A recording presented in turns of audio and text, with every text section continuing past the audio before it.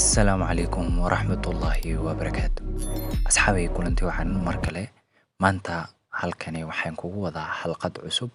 Xalqadani waxaan kaga hadli doonaa maxaa sababa uurka loo yaqaano ectopic pregnancy-ga. Maxaa sababa? Maxaa astaama aad ku garni kartaa? Maxaa lagu daaweyn karaa? Iyo dhibaatooyinka la xiriira uurkani ectopic pregnancy-ga.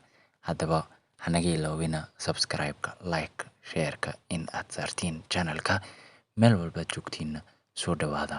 Haddana aan u guda galo xalqadani aan maanta idiin wado. Marka uurkani ectopic pregnancy-ga waa maxay marka? Haddii aan faahfaahin yaraan ka bixiyo, waxa waaye ilmihii oo ku abuurmo bacrimintii markay dhacdo kadib, ilmihii oo ku abuurmo minka banaankiisa ayaa loo yaqaanaa ectopic pregnancy-ga. Uurka noocan ah wuxuu dhacaa marka ukunta bacrimintii ay ku dhigto boos aan ahayn booskeedii loogu talagalay oo ah dhinacyada minka. Sidoo kale uurka caadiga ah sida normal pregnancy-ga ah waxa uu dhacaa ama waxa sida caadiga ah loogu talagalay ayaa laga rabaa in ukunta markay bacrimintii ay dhacdo uurka caadiga ah sidiis wuxuu noqdaa in uu ku dhigo dahaarka mise gudaha ee ilma galeenka in uu ku dhigo oo meeshii uurkii uu ka sii socdo ayaa looga baahan yahay. Laakiinse uurkani ectopic pregnancy-ga ah wuxuu inta badan ku samaysmaa mid ka mid ah tuubooyinka ogxaanta ka soo qaado ogxaansidaha. Mararka qaarna uurka qolocan wuxuu ku samaysmi karaa ogxaansidaha laftirkiisa, uurku jirta iyo dhuunta ilma galeenka. Marka uurka qolocan sida caadiga ah ma ahan uur ku dhamaada guul. Kuntii bacriminta markay dhacdo ma ahan mid badbaadi karta. Uurka sii korayana wuxuu dhaawacaa uurkani hadduu sii weynaado wuxuu dhaawici karaa xubno ka mid ah kuwa taranka. Haddii aan laga gaarin marka waxaa halis ama wuxuu halis gelini karaa nolosha hooyada. Hatta haddii si dhaqsi ah looga gaaro uurkani ectopic pregnancy-ga loo yaqaano wuxuu suurtagal ah ama waxaa suurtagal ah in hooyada ay mustaqbalka qaado uur caadi ah ee uurkii nolosheedini ay meeshii kasii wadato. Marka astaamaha aad ku garni kartid uurkani qolocan mise loo yaqaano ectopic pregnancy-ga waa maxay? Xilliyada ugu horeeya ee uurkani ectopic pregnancy-ga ah waxaa laga yaabaa in uusan yeelan wax astaamo idil lagu garto uurkani. Laakiinse sida caadiga ah waxaa ka mid ah hooyadii ama maamadii in ay isku arkin wax caado idil. Sidoo kale waxay isku arki kartaa labo iyo naasaha oo danqada. Inkastoo uurka qolocan badbaadi karin ama uu badbaadi karin haddii aan aad iska qaadid baaritaanka uurka waxaa soo baxaya in aad leedahay uur. Astaamaha kale ee lagu garani karo uurka qolocan waxaa ka mid ah waxaad dareemi kartaa dhiig yaryar oo vaginal bleeding ah oo dhanka hoose ah. Dhiigani noociisu waxa waaye dhiig khafiif ah oo ka yimaado hooyada dhanka hoose ah. Sidoo kale hooyadii waxay isku arkaysaa wax abdominal pains ama calool xanuun oo dhankaasi hoose ah in ay dareento. Sidoo kale waxay isku arkaysaa xanuun gudaha oo dhanka miskaha ah oo zaid ay hooyadii u dareento ilaa xanuunkani oo dhanka dhabarka ilaa kor uu soo aado in ay dareento. Sidoo kale hooyadii xanuunkani in uu faafo oo ilaa ay garbihii uu soo gaaro oo garba xanuun zaid ay dareento. Astaamaha kale ay hooyada isku arki karto waxaa ka mid ah dareen saxaro oo soo booda ah. Sidoo kale in ay isku aragto dhiig bax oo dhanka gudaha ka yimaado. Haddii ay tuubooyinkii uu minkii ay dilaacaan sidoo waxa loo yaqaano ruptured ectopic pregnancy-ga in oo dhiig furusho zaid ah inay isku aragto hooyadii. Marka ectopic pregnancy-ga sidiis wuxuu kala baxaa laba nooc. mid ruptured ah iyo mid aan ruptured ah. Midka dilaaca oo dhiigga la yimaado waxaa loo yaqaanaa ruptured ectopic pregnancy-ga. Kaasna daawadiisa waad arki doontaa ama waad maqli doontaa inta hadda xalqadani aan ku jiro. Way beddelan tahay, daawooyinku way ka duwan tahay. Haddii aad dhiig furasho ectopic pregnancy-gan lagugu sheego, kaasi waxay noqonaysaa in si degdeg ah lagugu qalo oo lagaa soo saaro. Sidoo kale haddii uu wax dhiig ay jirin laakiin iskaankii uu sheego in aad ectopic pregnancy-ga uu jiro, kaasi waxay noqonaysaa in daawooyin lagu siiyo. Daawooyinka maxaa ka mid ah marka? Daawooyinka lagu siinayo waxaa ka mid ah methotrexate wax loo yaqaano oo lagugu duraayo cirbad ahaan. Sidoo kale waa in uu dhakhtarkii uu saxo midka dilaacmay oo dhiigga midka dhiig furashada wata hadduu yahay waa in biyoyin lagugu xiro. Haddii dhiiggaaga uu yar yahay in dhiig lagugu xiro oo lagu pintyaal dhiig ah lagu transfuse gareeyo.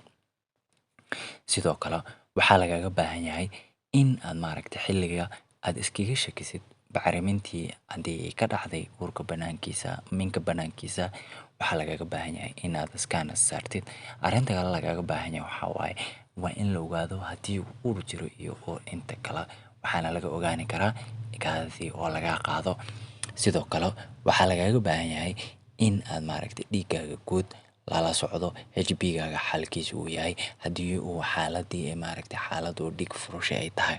Marka aan u guda galno maxaa sababa uurkani ectopic pregnancy-ga. Uurka ayaa ku samaysmo tuubooyinka ugxanta qaada.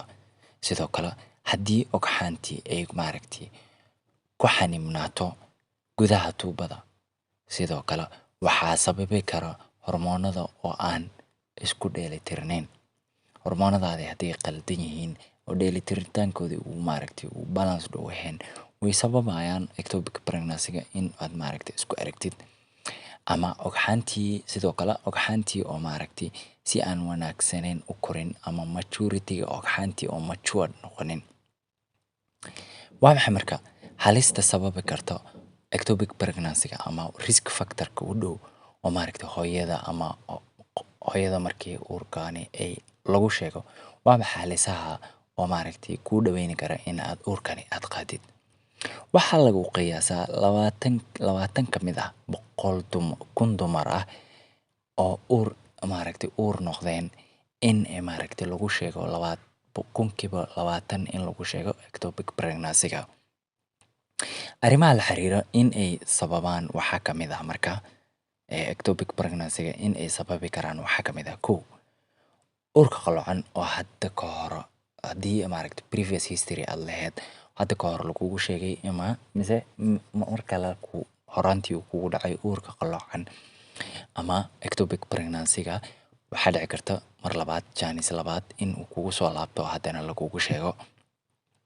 Sidoo kale infection mise caabuqani oo ka dhacayo dhanka tuubooyinka ama fallopian tubes-ka ka dhaco ama ilma galeenka caabuqa lagu sheego ama infection-ka ku dhaca gudaha miskaha oo pelvic inflammatory disease-ka loo yaqaano, iyo infection-mada ka dhasha jabtada iyo chlamydia oo STI-ga loo yaqaano.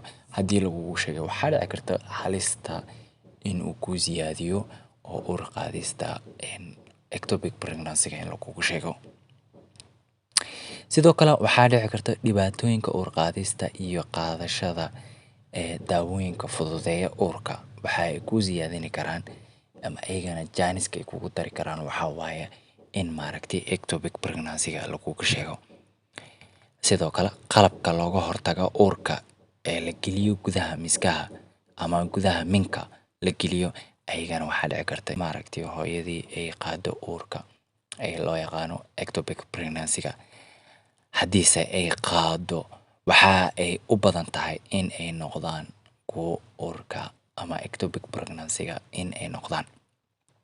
Sidoo kale hooyooyinka oo sigaarka iyo muqaadaraadka isticmaalo ayagana waxaa dhici karta in ay uurkani lagu sheego. Marka dhibaatooyinka la xiriira waa maxay marka uurkani ectopic pregnancy-ga loo yaqaano? Hooyadii haddii ay leedahay uur ama uurkani ectopic pregnancy-ga oo aanan si dhaqsi ah looga hortagin ama looga gaarin, waxaa suurtagal ah in dilaacdo ama dilaac uu ku dhaco rupture uu noqdo qaybtii hore aan idiin soo sheegay nooca ka mid ah rupture oo ectopic pregnancy-ga uu noqdo oo loo yaqaano ruptured ectopic pregnancy-ga uuna ku dilaaco ama gudaha ugxaan sidaa mise maaragtay minki banaankiisa inuu ku dilaaco dhiig hooyada iyo dhiig furusha ay gasho noloshii ay khatar ay gasho. Marka halista ugu daran ayaa taasi ah. Tani haddii maaragtay uurkaaga ectopic pregnancy-gana hadduu noqdo mid oo maaragtay dilaaca waa emergency kaasi theater baa hor lagaa keenaya waa lagu qalayaa oo wixiina waa lagaa soo saarayaa. Sidoo kale marka arrinta ugu dambeysa ayaa ah goormee lagaa rabaa in aad la kulanto dhakhtarkaaga.